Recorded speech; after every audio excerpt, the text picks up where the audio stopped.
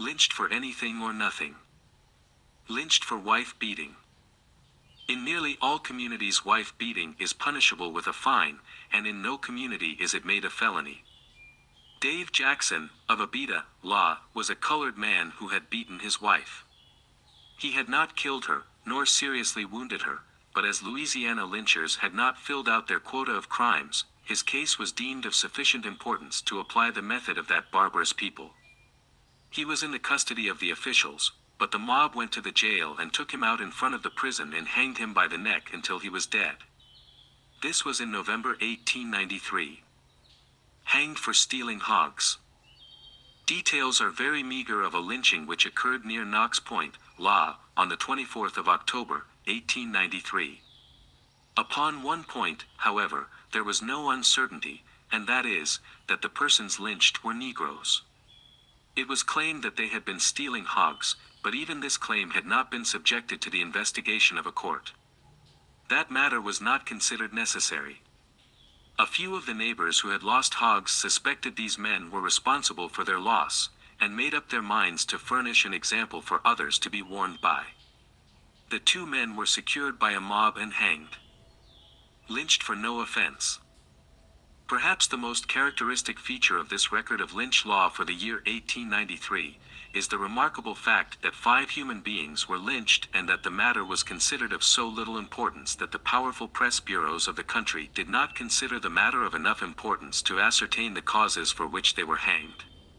It tells the world, with perhaps greater emphasis than any other feature of the record, that lynch law has become so common in the United States that the finding of the dead body of a Negro, suspended between heaven and earth to the limb of a tree, is of so slight importance that neither the civil authorities nor press agencies consider the matter worth investigating.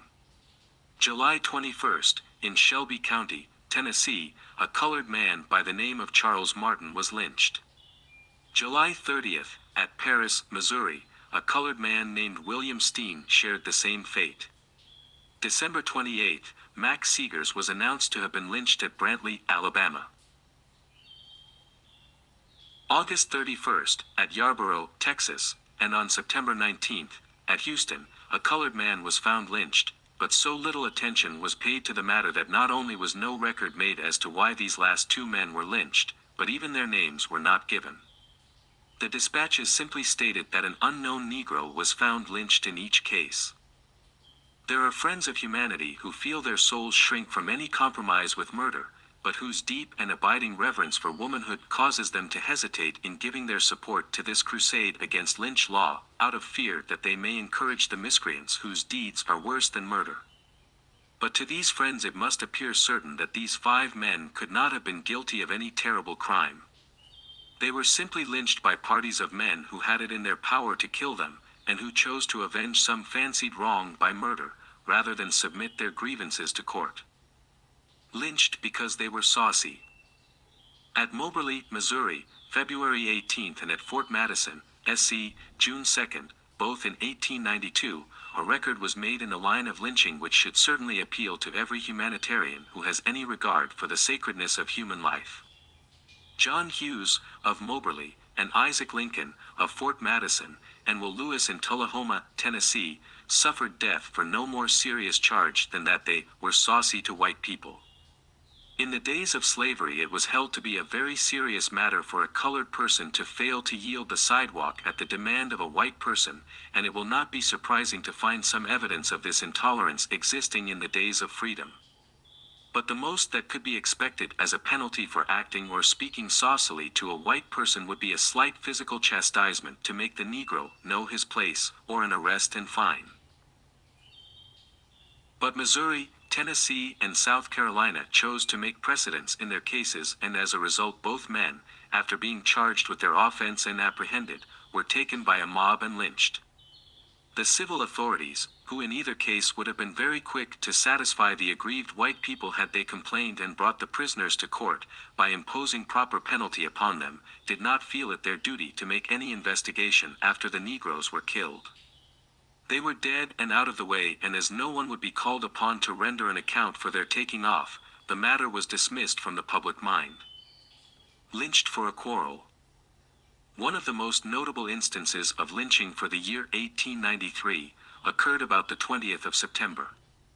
It was notable for the fact that the mayor of the city exerted every available power to protect the victim of the lynching from the mob. In his splendid endeavor to uphold the law, the mayor called out the troops, and the result was a deadly fight between the militia and mob, 9 of the mob being killed. The trouble occurred at Roanoke, Virginia.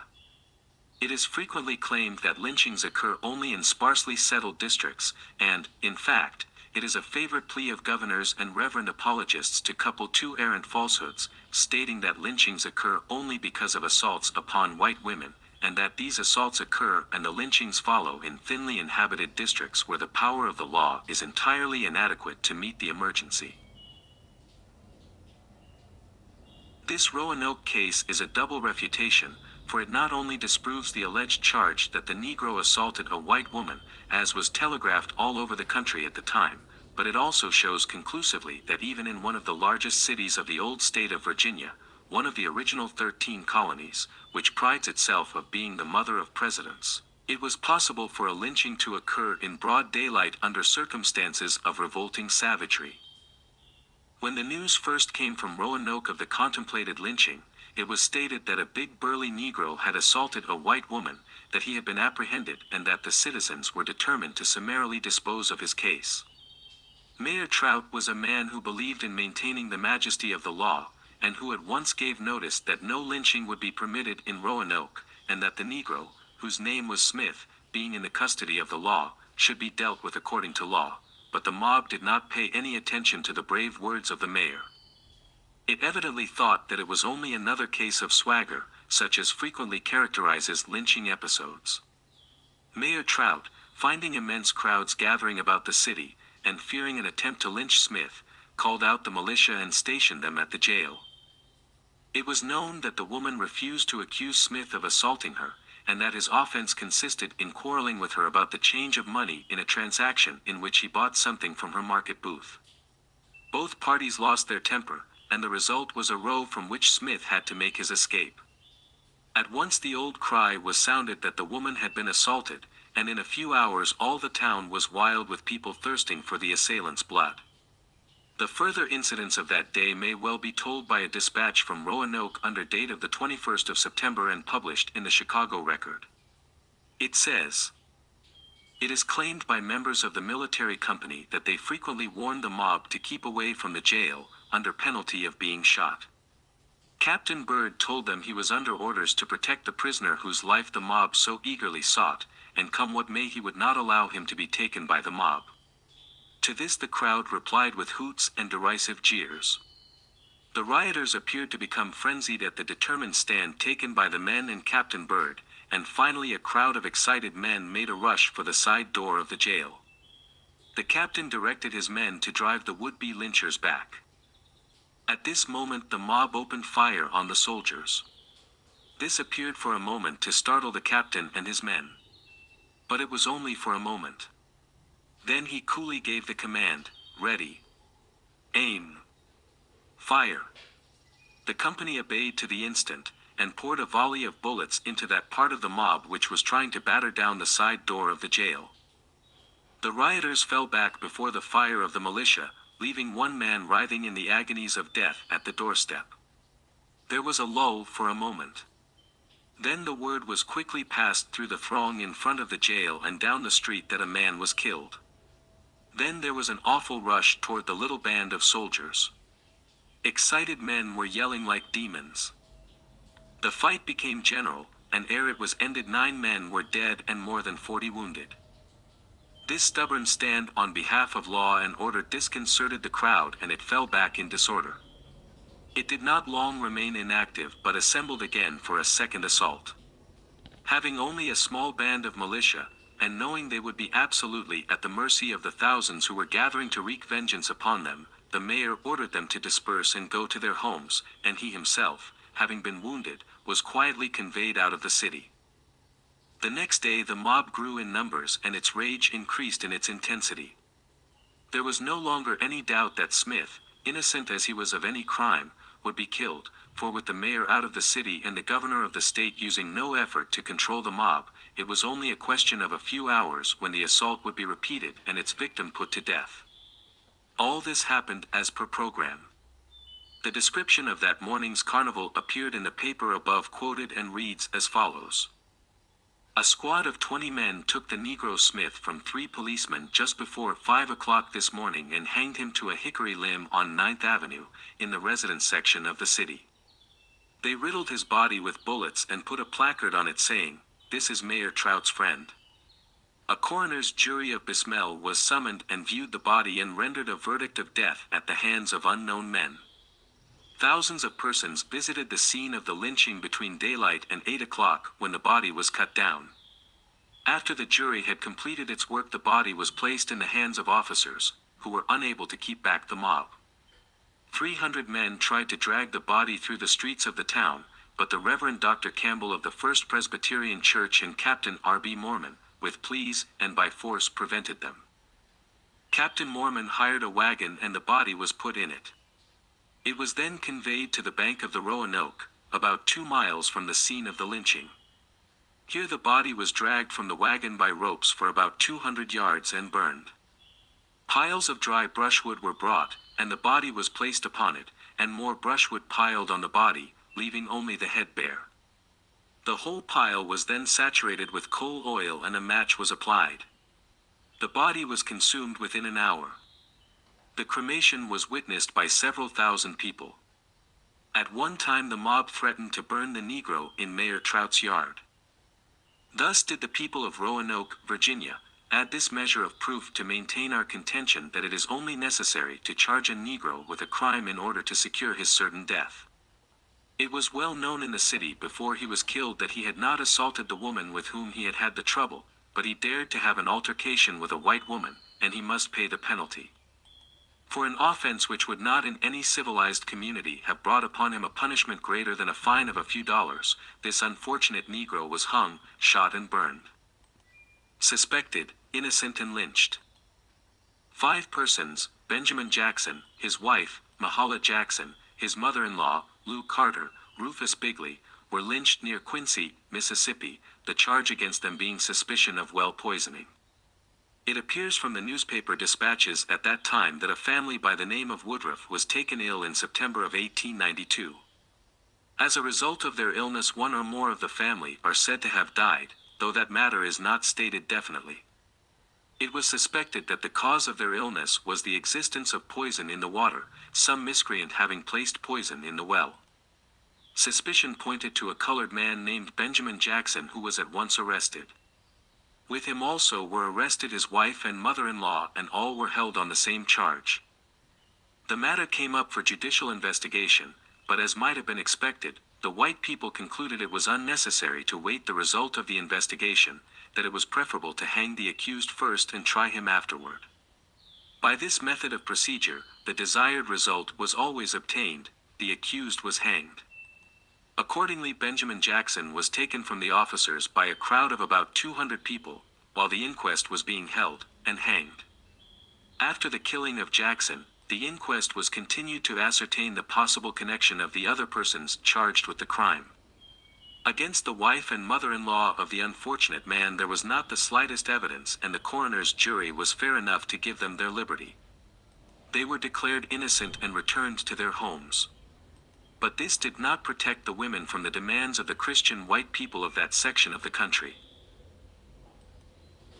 In any other land and with any other people, the fact that these 2 accused persons were women would have pleaded in their favor for protection and fair play, but that had no weight with the Mississippi Christians, nor the further fact that a jury of white men had declared them innocent. The hanging of one victim on an unproven charge did not begin to satisfy the mob in its bloodthirsty demands, and the result was that even after the women had been discharged, they were at once taken in charge by a mob, which hung them by the neck until they were dead. Still the mob was not satisfied. During the coroner's investigation the name of a 4th person, Rufus Bigley, was mentioned. He was acquainted with the Jacksons, and that fact, together with some testimony adduced at the inquest, prompted the mob to decide that he should die also. Search was at once made for him, and the next day he was apprehended. He was not given over into the hands of the civil authorities for trial, nor did the coroner's inquest find that he was guilty, but the mob was quite sufficient in itself. After finding Bigley, he was strung up to a tree and his body left hanging, where it was found next day. It may be remarked here in passing that this instance of the moral degradation of the people of Mississippi did not excite any interest in the public at large. American Christianity heard of this awful affair and read of its details, and neither press nor pulpit gave the matter more than a passing comment. Had it occurred in the wilds of interior Africa, there would have been an outcry from the humane people of this country against the savagery which would so mercilessly put men and women to death. But it was an evidence of American civilization to be passed by unnoticed, to be denied or condoned as the requirements of any future emergency might determine. Lynched for an attempted assault. With only a little more aggravation than that of Smith, who quarreled at Roanoke with the market woman, was the assault which operated as the incentive to a most brutal lynching in Memphis, Tennessee. Memphis is one of the queen cities of the South, with a population of about 70,000 souls, easily one of the 20 largest, most progressive and wealthiest cities of the United States. And yet in its streets there occurred a scene of shocking savagery which would have disgraced the Congo. No woman was harmed, no serious indignity suffered. 2 women driving to town in a wagon were suddenly accosted by Lee Walker. He claimed that he demanded something to eat. The women claimed that he attempted to assault them. They gave such an alarm that he ran away. At once the dispatches spread over the entire country that a big, burly Negro had brutally assaulted 2 women. Crowds began to search for the alleged fiend. While hunting him, they shot another Negro dead in his tracks for refusing to stop when ordered to do so. After a few days, Lee Walker was found and put in jail in Memphis until the mob there was ready for him. The Memphis Commercial of Sunday, July 23, contains a full account of the tragedy, from which the following extracts are made. At 12 o'clock last night, Lee Walker, who attempted to outrage Miss Molly McCadden last Tuesday morning, was taken from the county jail and hanged to a telegraph pole just north of the prison. All day rumors were afloat that with nightfall an attack would be made upon the jail, and as everyone anticipated that a vigorous resistance would be made, a conflict between the mob and the authorities was feared. At 10 o'clock Captain O'Haver, Cert. Horan and several patrolmen were on hand, but they could do nothing with the crowd. An attack by the mob was made on the door in the south wall, and it yielded. Sheriff McClendon and several of his men threw themselves into the breach, but 2 or 3 of the storming party shoved by. They were seized by the police, but were not subdued, the officers refraining from using their clubs. The entire mob might at first have been dispersed by 10 policemen who would use their clubs, but the sheriff insisted that no violence be done. The mob got an iron rail and used it as a battering ram against the lobby doors. Sheriff McClendon tried to stop them, and one of the mob knocked him down with a chair. Still he counseled moderation and would not order his deputies and the police to disperse the crowd by force. The pacific policy of the sheriff impressed the mob with the idea that the officers were afraid, or at least would do them no harm, and they redoubled their efforts, urged on by a big switchman. At 12 o'clock the door of the prison was broken in with a rail. As soon as the rapist was brought out of the door, calls were heard for a rope, then someone shouted, "Burn him." But there was no time to make a fire. When Walker got into the lobby, a dozen of the men began beating and stabbing him. He was half dragged, half carried to the corner of Front Street and the alley between Sycamore and Mill, and hung to a telegraph pole. Walker made a desperate resistance. 2 men entered his cell first and ordered him to come forth. He refused, and they failing to drag him out, others entered. He scratched and bit his assailants, wounding several of them severely with his teeth. The mob retaliated by striking and cutting him with fists and knives. When he reached the steps leading down to the door, he made another stand and was stabbed again and again. By the time he reached the lobby, his power to resist was gone, and he was shoved along through the mob of yelling, cursing men and boys, who beat, spat upon and slashed the wretch like demon. One of the leaders of the mob fell, and the crowd walked ruthlessly over him. He was badly hurt, a jawbone fractured and internal injuries inflicted. After the lynching, friends took charge of him. The mob proceeded north on Front Street with the victim, stopping at Sycamore Street to get a rope from a grocery. "Take him to the Iron Bridge on Main Street," yelled several men. The men who had hold of the Negro were in a hurry to finish the job, however, and when they reached the telephone pole at the corner of Front Street and the first alley north of Sycamore, they stopped. A hastily improvised noose was slipped over the Negro's head, and several young men mounted a pile of lumber near the pole and threw the rope over one of the iron stepping pins. The Negro was lifted up until his feet were 3 feet above the ground, the rope was made taut, and a corpse dangled in midair. A big fellow who helped lead the mob pulled the Negro's legs until his neck cracked. The wretch's clothes had been torn off, and, as he swung, the man who pulled his legs mutilated the corpse. 1 or 2 knife cuts, more or less, made little difference in the appearance of the dead rapist, however, for before the rope was around his neck his skin was cut almost to ribbons. 1 pistol shot was fired while the corpse was hanging. A dozen voices protested against the use of firearms, and there was no more shooting. The body was permitted to hang for half an hour, then it was cut down and the rope divided among those who lingered around the scene of the tragedy. Then it was suggested that the corpse be burned, and it was done. The entire performance, from the assault on the jail to the burning of the dead Negro, was witnessed by a score or so of policemen and as many deputy sheriffs, but not a hand was lifted to stop the proceedings after the jail door yielded. As the body hung to the telegraph pole, blood streaming down from the knife wounds in his neck, his hips and lower part of his legs also slashed with knives, the crowd hurled expletives at him, swung the body so that it was dashed against the pole, and, so far from the ghastly sight proving trying to the nerves, the crowd looked on with complaisance, if not with real pleasure. The Negro died hard. The neck was not broken, as the body was drawn up without being given a fall, and death came by strangulation. For fully 10 minutes after he was strung up the chest heaved occasionally, and there were convulsive movements of the limbs. Finally he was pronounced dead, and a few minutes later Detective Richardson climbed on a pile of staves and cut the rope. The body fell in a ghastly heap, and the crowd laughed at the sound and crowded around the prostrate body, a few kicking the inanimate carcass. Detective Richardson, who is also a deputy coroner, then proceeded to impanel the following jury of inquest: J. S. Moody, A. C. Waldron, B. J. Childs, J. N. House, Nelson Bills, T. L. Smith, and A. Newhouse. After viewing the body, the inquest was adjourned without any testimony being taken until 9 o'clock this morning.